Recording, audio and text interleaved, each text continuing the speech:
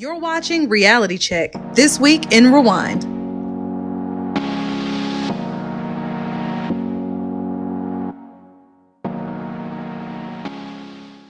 Welcome to Reality Check, This Week in Rewind. I'm your host, Quinny B, and this week is no different from any other week. Let's jump right into the social portion because a lot has happened since we last met. Peter Gunz has another baby on the way. This time it's with his 19-year-old girlfriend. In more recent news, Portia and her family have unfollowed Dennis McKinley on Instagram, and then Portia went and followed him back. I haven't heard if there's any information in regards to Miss Diane or Lauren following him back. And I know that, social media isn't that important, but this day and age, a lot of relationships are defined based off of what their social media presence is like. And if you recall, when Candy and Portia fell out on Real Housewives of Atlanta, Candy immediately unfollowed Portia. And even though they're on great terms now, they agreed that they would just not follow each other on social media. So in short, what you do on social media matters, at least to the masses. In other reality TV news, Princess Love will not be returning to Love and Hip Hop Hollywood. And I completely understand. Her life has transitioned. For her short time on Love and Hip Hop Hollywood, her storyline was her relationship with Ray J and her conflict with the Norwood family. Now that they're married, they have their beautiful baby. What's the storyline? Are we going to follow his businesses and these random trips that he takes? I get it. Bye, girl. The rumor mill is also talking about Phaedra Parks. Rumor has it that she and her DJ boyfriend have broken up. They've deleted all of the photos of one another from their social media profiles. And then if you haven't heard, because for whatever reason you've been living under a rock, Brooke Valentine and Marcus Black are not only married, but have a baby together. So she got what she wanted, even though she had to chase him down for it. But she says she knows what's fact versus fiction. So does that mean all that crazy behavior was for a storyline only? Other things that happened this week include the Basketball Wives season trailer coming out, and the Growing Up Hip Hop Atlanta trailer has been released. I cannot wait for these seasons to start. And that pretty much wraps it up for our social media roundup. So let's go ahead and hop right into the reality TV recaps. This week, we're going to open with Braxton Family Values. Tamar is back from the Big Brother house and it is business as usual. In honor of Gabe, she did say, let's do a memorial for Trina. And so what that meant was they were going to have a gathering and have all of his favorite things and partake in some of his favorite activities, because Trina and Gabe were married for quite a while and they were best friends. I think they might have been better as friends, actually. This week's episode opens with Tony coming over to Tamar's house. She and Tamar had a bet that Trina and Vaughn had already married. Tony said that they hadn't, and the winner would come over to the sisters' house and get a name brand bag.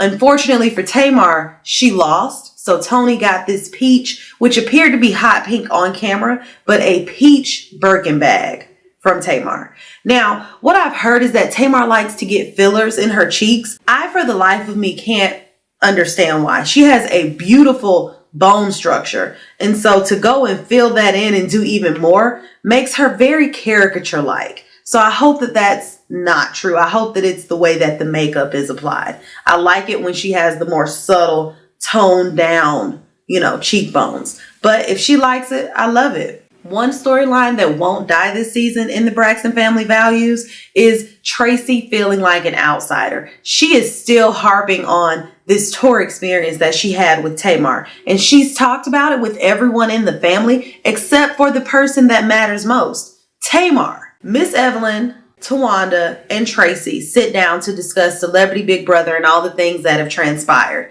And Tracy once again takes over this meal discussing how she feels and the people that are around Tamar. She has yes men around her. They're manipulating her and they want to be her sister. They want to take Tracy's place. What I wish is that Tracy would just cut the crap and just talk to Tamar one-on-one. Even if it has to be off camera. I think their sisterhood is way more important than filming for this show. Tamar has been asked to do a guest appearance on The Bold and the Beautiful, which she is super excited about because she just stands. Logan is actually named after one of the Bold and the Beautiful characters, I believe she said. Now, One thing that I did not like is that she was a hotel employee. I didn't like that, and I absolutely hated that wig. It was not flattering at all. But it is an opportunity for Tamar to expand her audience and her brand, as well as brush up on her acting chops. So I understand, girl, you get that paper and expand that fan base. When we gonna get some new music? While she's preparing for her soap opera on-screen debut, David shows up to offer his support, but he also has an ulterior motive. He wants to invite Tamar and Logan to Nigeria to meet his mother. He says that no woman has ever met his mother. And at this point, he and Tamar have been dating for maybe 3 to 6 months. Is that a little soon? Or is it just one of those situations where when you know, you know? A cute segment that happens during this episode is when Tawanda and Vaughn go ring shopping. And I wanted to know, how do you know when you found the right ring? It seems as though Vaughn is asking Tawanda because she's Trina's sister and she would know. But let's say Trina didn't have sisters. Is it that you take her ring shopping before and get an idea of what she likes? Or are you just going in there completely blind and trusting the jeweler to guide you? All of the ladies meet for lunch and Tamar excitedly shares her news about her invitation to Nigeria. Unfortunately for her, the family is not super excited. Her mother is like, Nigeria? And Tamar is like, I'll move over there for that man. She is in lust, ready to go. And Miss Evelyn is just not sold. She feels like it's a little soon. I don't know.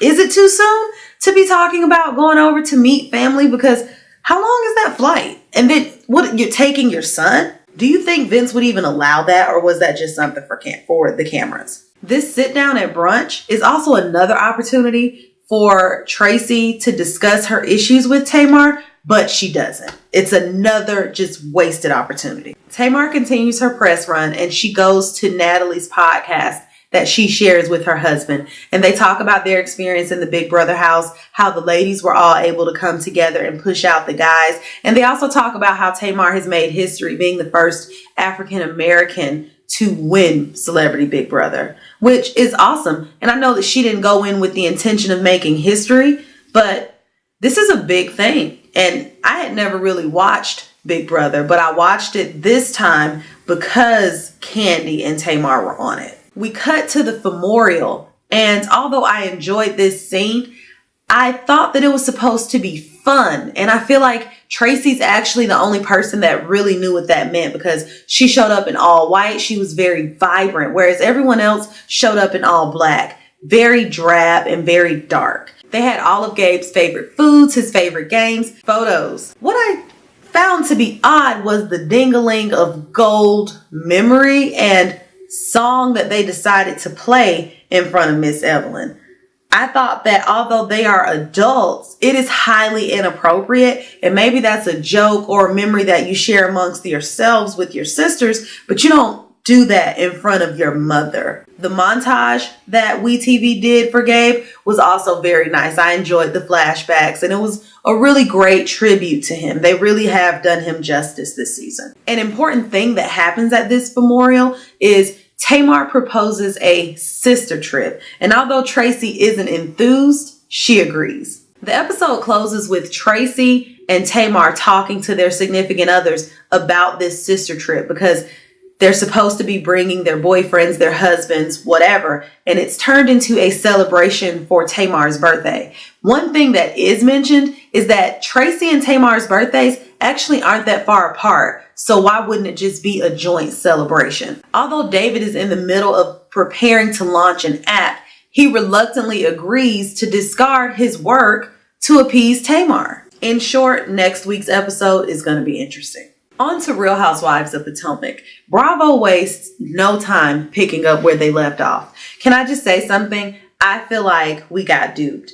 We were teased about this for 2 episodes, only for Robin and Candace to agree to not speak about it out of respect for Ashley and Michael's marriage, as well as their relationship with Ashley.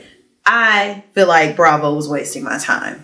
However, they opened the episode at Ashley and Michael's and they're recapping what happened at the party. Everyone is just hung over. While over at Giselle's, she's journaling. So when she last saw Dr. Ken, he had tasked her with journaling, sorting through her emotions, and asking herself the hard questions, being introspective.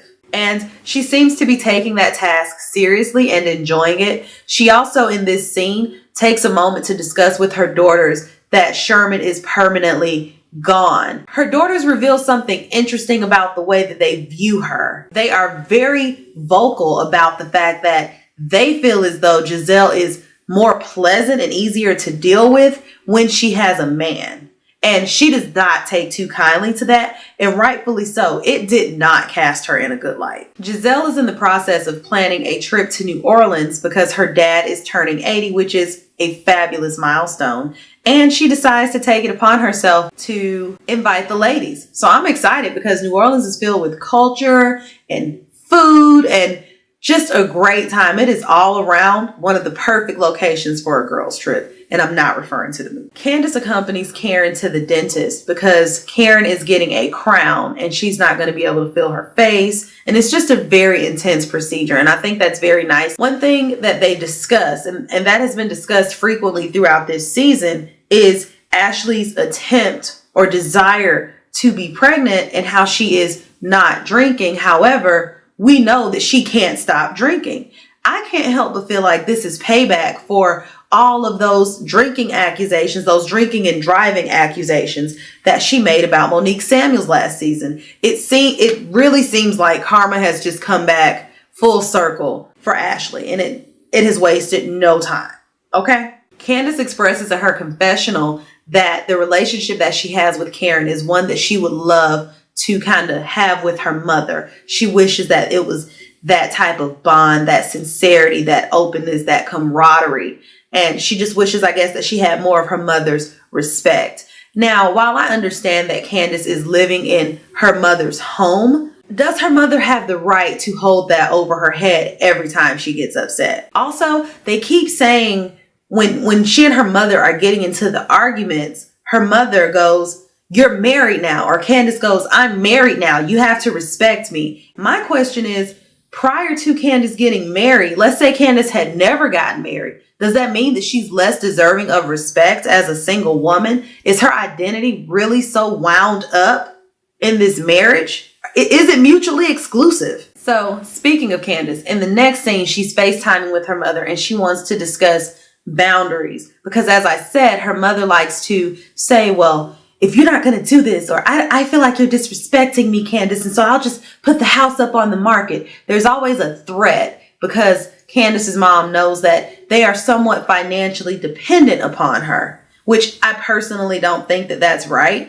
And in this scene, we really get to see how that torments Candace. Candace is crying and she's just asking her mom to just acknowledge how she feels and how can they work through this so that they can work towards having a better relationship. But her mother is very, very stubborn, and I don't see this relationship improving anytime soon. And while I am willing to acknowledge that mother-daughter relationships are complex, I feel like Candace's relationship with her mother is not only manipulative, but it's toxic. And Candace really might want to consider putting some distance between she and her mother. Over at Robin's, they're renovating the closet because it's very thrown together. And so although Robin acknowledges that this is not their forever home, they do deserve to be comfortable in the home that they have now. And I completely agree. She also applauds Juan because she says in the past, she had always handled everything. And this time he's having to be more hands-on. He's actually going to have the boys the whole time that she's gone. He's going to have to oversee the renovations and make sure that things are being done properly. And so I think that that's a testament to the growth in their relationship. I'm sure that she's falling in love with him all over again because she's seeing the growth in him as a man, which I think is a beautiful thing. Because Giselle didn't like the comments that her daughter made, she decided to take them to the ubiquitous trade show, or the ubiquitous, can't remember exactly what it's called, but Giselle and Karen Huger were there last season. Giselle was there last year because, as you know, she has Every Hue Beauty, which is now in Target stores. And so she wants to make sure to promote her brand. She is the brand. So she wants to show her daughters that her identity is never tied up in a man. Her value is not associated with who she's married to. And I think that's a very important lesson for her girls. She also asks the Grand Dame to accompany her, which I'm telling you, that friendship that they have is really deep. It runs deep. They've hurt each other, but how quickly they're able to mend fences, even though we just witnessed all that shade in the last episode. This is a testament to what a true friendship is like. However, Giselle feels slighted because the second she introduces her to a mutual business acquaintance, the Grand Dame is open about her new fragrance and the House of Huger. She's going to be the next mogul, beauty mogul, or that's going to be her brand. And Giselle says that she had been trying to get these answers and ask these questions for a while. And she thought that she and Karen were friends. However, Karen would just tell her, mind your business. I'm not ready to share that with you. But she meets this total stranger and is ready to spill the beans. I can't blame Giselle for being upset because that seems very contradictory to me. On to New Orleans. The ladies show up at Giselle's because she has a party bus that's going to take them to the airport, which of course, Robin is late. She barely makes the flight. The Grand Dame shows up with this braided wig, which, okay, not saying that you can't have braided wigs because I have seen some phenomenal box braid wigs. However, what the Grand Dame had on her head was not it. I was not feeling that at all. Karen can do so much better. She's been so fabulous this season, and this is the first time that she's definitely let me down. Katie arrives, and she is looking very homely, and that's me being polite. Monique made a joke, which I'm not going to repeat, but I was like, girl, where's the lie? Because she wasn't lying. Now, they land and they make it to New Orleans, and Giselle is given the opportunity to ask one of the ladies to share her presidential suite with her. And she asks Katie to join her because she feels as though Katie needs someone to keep an eye on her. I thought that she would probably ask a full-time castmate. This episode closes with a lesson, a cooking lesson to be specific, on how to prepare Louisiana food. Now, the funny part is that they're being taught how to eat crawfish, and the instructions are to squeeze and suck the head. So we already know some very crude jokes were made as that was being repeated. During this sit-down dinner after the ladies are done cooking, Giselle calls Karen out about what happened at the expo. And while I understand that Giselle's feelings may have been hurt, I think that it may have been more warmly or readily received had she done that with Karen in private. To just call her out and go back and forth across the table in front of these ladies is what Karen's talking about. That is what makes Karen feel as though their friendship is disingenuous. I understand Karen being taken aback. She didn't see it coming. I don't agree with Giselle's delivery or her timing around that. And so I can't wait to see how that unfolds in the next episode. On to T.I. and Tiny Friends and Family Hustle. We open with the ladies once again going to something that Toya wants to do that's fitness related. They are going to trap Pilates, and Monica actually makes it, which she is hilarious because she has on this cape like everyone else has on these fitted like yoga pants and these outfits, and Monica's just very comfortable. She's like, that's not who I am. And I completely understand. But it's great to see her out and fellowshipping with her friends. The important thing about the Trap Pilates scene is that Toya invites the ladies to New Orleans so that they can support her Wait No More. And I think that it's a play on words. So it's WEIGHT instead of WAIT because it's a fitness brand that she and Red have started. So it's a Wait No More 5K walk, and it's taking place in New Orleans. She uses Trap Pilates as the opportunity to invite the ladies. Monica makes it very clear that she will not be in attendance, but all the other ladies promptly agree to go. Several things happen during this episode. Tiny takes Eris out to LA to have a one-on-one birthday party, I think her third birthday party, with a YouTube, Disney, Nickelodeon star named JoJo. And we see that Eris is just in awe of this young lady. And it's also a great opportunity for the boys to learn about this branding and, as T.I. calls it, passive income, these multiple streams of income, because King is so focused on being a rapper that he doesn't understand that there are also other avenues and other venues to make money while you pursue this dream in particular. And JoJo is a great example of that. The cutest thing about it is that Eris is, one, not only an adorable kid, but already a thankful and appreciative kid. And then two, she's just in awe of this young lady. She is really a fan and she can barely speak. And just to see that entire family interaction was very enjoyable. T.I. even takes it a step further with the boys and takes them to a technology company. And they are getting to see kind of how a video game is coded, and they get to be a part of it. I don't really think that the lesson that T.I. was trying to teach about the passive income hits home. However, it does pique their interest, and that's a start. The ladies arrive in New Orleans, and Toya is feeling the pressure because she wants this event to be a success. She wants it to be something that she and Red were able to successfully accomplish together. And the turnout was great. Although Tiny agreed to go to New Orleans, after she got back from LA, she took an assessment and determined where she was needed more. And she feels as though Monica needed her more. At this point during the episode, her divorce has gone viral. And at this point, we know that bad news travels far, wide, and fast. And so Monica isn't answering her phone. She's doing what she does best. She is submerging herself in her work. And while I applaud her for that, she also deserves to have the opportunity to mourn that and talk about it. But I understand that she'll do it in due time. However, Tiny doesn't give her that opportunity. Tiny pops up. Hey girl, I've been calling you. What's going on? Let's talk about it. Because Tiny has also filed for divorce from T.I. And although they didn't go through with it, I think that she provides a lot of background and a very interesting perspective that Monica appreciates. Tiny says that Monica has plenty of time to have kids or more kids in the event that she remarries. And Monica goes, excuse me, say what? Because Monica's 38. So Monica has shut down shop. Okay, whoever she wants to be with is going to have to love this ready-made family. And I don't blame her. I did have one question. I think that this is the first time we've seen Tiny in this soft pink dress with this silver gray hair. Do we like that?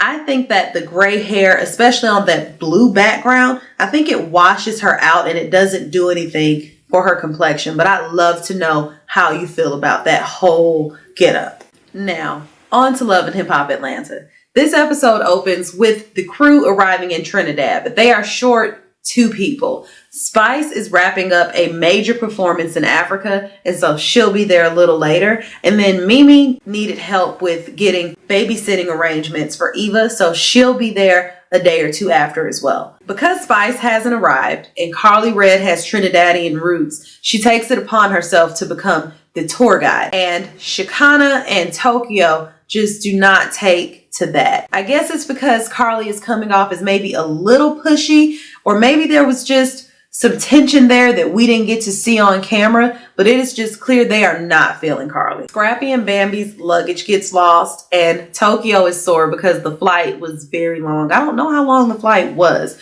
but she was just tired of sitting and just needed to stretch. She said everything ached, and this is not any shade. However, I do think that she could stand to just lose a little bit of weight because she's so young and she's super tall, but she's also heavy. And so just losing a little bit of weight, I think will probably help with some of that soreness. When they arrive to the hotel, they divulge that one person or couple is going to get an upgraded room. They as a group decide that Kirk and Rashida deserve the upgraded room because they hosted the cabin trip and they're always trying to plan something for the group, which they happily oblige and take advantage. A common theme throughout this episode is Kirk and Rashida telling the other couples how to keep it spicy in the bedroom. And that's just something that I am completely not interested in. It's like listening to my parents talk about sex. I really, really wish that they had cut some of that short. Jock does divulge in this episode that he had gone ring shopping for Kendra, and so he shows Kirk and Rashida the ring, and the ring is beautiful. He also kind of hints around to wanting to propose on the trip, but feeling like it might be a little awkward because Carly's there. And I mean, I understand wanting to take advantage of a beautiful trip in a beautiful location, but doing that with your ex-girlfriend, no matter how adult that we feel that we are, and as much as we love to say that we've moved on, I don't think it's the time or the place for it. Back in Atlanta, Shay Mack visits Akbar in the studio because she needs someone to watch her baby. She just recently left her child's father. In this episode, we find out that he's been shot. And so naturally, she wants to rush to his aid, be at his bedside, but she also doesn't want to expose her child to that, which I think is very responsible parenting. But then I also wonder why she left the baby with Akbar, because Akbar has 5 kids. She's just now getting custody of one of them. Not really sure if she's the one to leave your baby with. But Akbar readily obliges, and it seems like everything went smoothly. Back in Trinidad, it's dinner time, and dinner time means shots. So they're all sitting at the table. It's supposed to be fellowship. We're talking about what the plan for the trip is, and Shekinah is just being messy. Carly's trying to talk about the trip, and Shekinah wants to know, well, when are you going to apologize to Bambi and Kendra for throwing the shoe at the cabin? Carly could barely speak, but eventually they're able to get that resolved. Shekinah does make one very slick remark, and she says, I see what Pooh's issue was with your ass. And Carly goes, and what does that mean? She said, I see why Pooh began aggravated with you.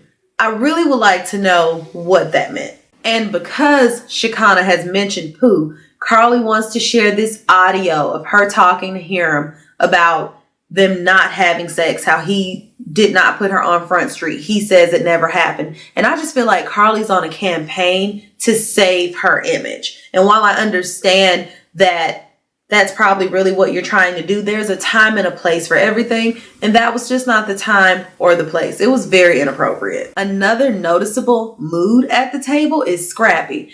Bambi says that ever since they've had the baby, and I guess because they're not getting it popping like he's accustomed to, he has just been in a mood. I'm trying to figure out, like, what did you think was going to happen? She just gave birth to an entire human being, and you think she's just ready to bust it open on the regular? Like, your lives have changed. So yes, her sex drive is going to change. Her priorities are a little different, but men are just such babies, and Scrappy is proof of that. In this scene, back in Atlanta, Scrap de Leon comes to a non-violence protest mural that Sierra is helping to paint, and Akbar V shows up. I see what VH1 is doing here. They're trying to set up Scrap's next romance, which is clearly going to be Sierra. Akbar kind of calls Sierra on that, which Sierra goes, ain't nobody hitting this. I'm celibate, and I'm not going to believe that ever.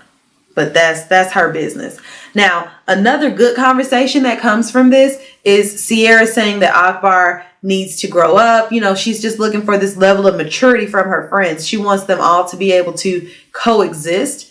But I don't think Akbar was the one really with the issue at the last meetup. Akbar was funny, and maybe she insulted Spice a little bit with the accent thing, but Spice was the one that was getting up and taking off her shoes and trying to jump across the table. So I actually think that conversation should have been had with Spice. Back in Trinidad, the 3 amigos are going on a walk through the forest, and Scrap is complaining about the lack of sex in his marriage. Jock does a segment on his morning radio station where he calls himself the Love Doc Jock, and he actually does give pretty solid advice. I would even say most of it is common sense, but he gives Scrappy good advice as far as saying she just gave birth to a whole person. His comment was someone with their own social security number, you dig? And I understand. She's given birth, her body's changed, she's probably feeling some insecurities about that. You're really going to have to warm her up and take the extra effort and initiative to initiate sex and make it feel special and make her feel special. And so the guys give him some tips on how to do that, but I felt like those tips were common sense. Massages, being attentive. I'm just trying. So what is he doing? Hopping into bed with little to no foreplay and wondering why it's not getting cracking? Scrap de Leon meets with Shay Mack because they grew up together, and although they lost touch, the second he heard about what happened to the father of her child, he just wanted to check up on her, make sure she was okay. And so it's pretty cool to see them reconnect and catch up. But one thing that he does mention that he wants to address is this Stevie J and Tommy rumor, which is so old, but I completely forget that like he's been locked up and probably not been able to be in touch with anybody to really discuss these things. But this is so old. This is like a season and a half ago. Just go back and watch an old episode of Love and Hip Hop and you got your answer. It didn't happen. I don't even think that's worth the camera time, which is flashed to in the preview. He and Stevie meet up and, they end up having the conversation. And I just really don't even think that's worth the camera time. The closing scene during this episode is in Trinidad, where Mimi arrives with her +1, which everyone thinks that is Ty, but they quickly see that is Pooh. And I am so frustrated with Mimi and her just unwillingness to let this friendship go. It has dissolved. There is no friendship. Carly is denying that she had a threesome with them. Pooh is not letting it go. How do you think they're going to actually be able to come back together? Like at this point, it is just messy. Okay. So Pooh has lied to Mimi once again, saying that she wants to reconcile. So she gets on this free trip to Trinidad and brings shitty sheets and diapers to throw at Carly. Now, the only comment that I have with Carly is that this wig is just big, hot, and heavy. I'm sweating looking at it. And I just want her to take that off. I wish she had gone with something a little lighter. They just make a fool of themselves out in Trinidad at the table. Tokyo is up, ready to fight, ready to charge at people, even though just less than 12 hours ago, you had an issue with Carly. You were being rude. But I get it. Like, you're not going to let anybody else disrespect her. But Pooh is coming because Pooh is trying to be a full-time cast member and she is trying to be good TV. You took a shit on my sheets. You owe me $750, ho.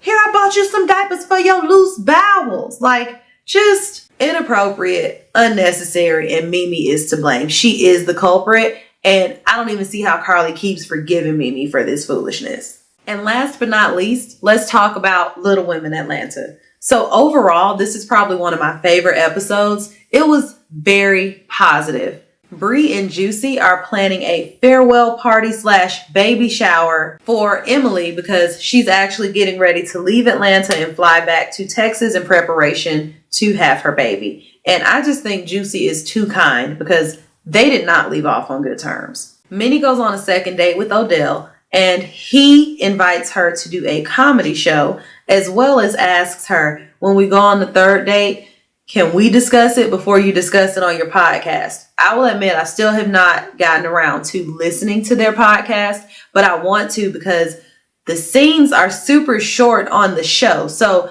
I'm wondering what is the depth because it's supposed to be about women in hip hop. But what we see on the show is constant discussions around Minnie's dating life and her health issues. And so where do we get to the hip hop part? And what does Minnie really know about hip hop? But I am going to listen to at least one episode. And when I do, I'll make sure to report back. Back to Odell and this request for Minnie to be a part of a comedy show. So Minnie readily accepts. And I think that's because she just wants to spend more time with Odell. But she's quickly sounding like a jack of all trades and a master of none. Honorable mention is that the Cheeks video is posted by Juicy, but at this time during the episode, she has not given them the rights to the song. So Emily is still not happy, still difficult to work with, still aggravating, you still just want her off the show.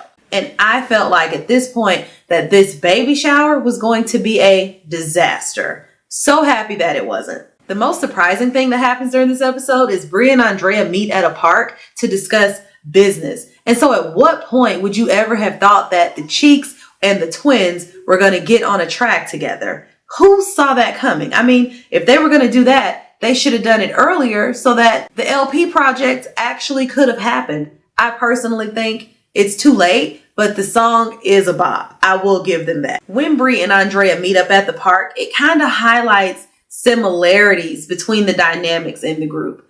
Emily is bossy, pushy, bitchy, and so is Amanda. And so maybe that's why they were clashing so much, is that they were really just too much alike. This episode, we get to see Brie and Andrea kind of formulate and push them to see the business side of it and why they should do this. And it works out in favor of both of them. So on to this 5-minute podcast that Minnie and Mo have.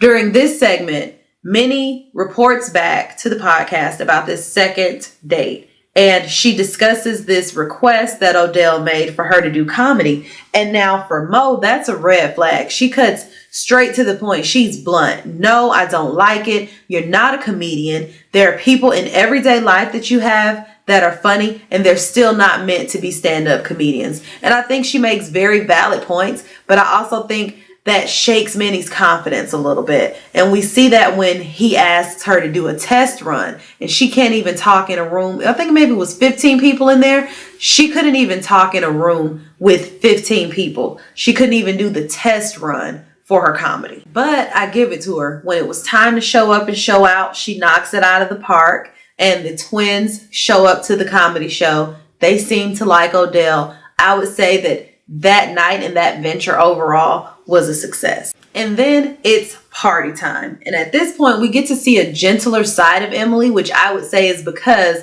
this is something that is all about her. So she's enjoying her baby shower. She's enjoying being the center of attention. She's enjoying the presents. And at the baby shower is where they divulge that the Cheeks and the twins have made up, and that they were actually able to successfully make a quality track. And also, Juicy gifts the Cheeks with the rights to the song, so Emily can shut up and move on. I wanted to point out that we also get to see a little bit of Emily's insecurity. So the reason why she's so pushy is because she knows that Bree can do this without her, and that her getting pregnant during this time where they were supposed to be focusing on their career is really a major setback. So in her confessional, she divulges that she doesn't want Bree working on solo music. And it's almost as if she was reading Juicy and Bree's mind, because they had already kind of decided individually, without even speaking to one another, that they wanted to collaborate and try to get Bree's solo career up and running.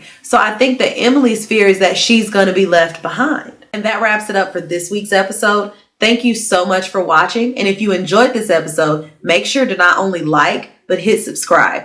Also, make sure you head on over to Facebook, Twitter, and Instagram so that you're always a part of the conversation. And I can't wait to see you next week. Bye. This video has been Quinny B approved. But don't stop there. Let's keep the conversation going. Head on over to Twitter, Instagram, and Facebook. I'll see you there. Bye-bye.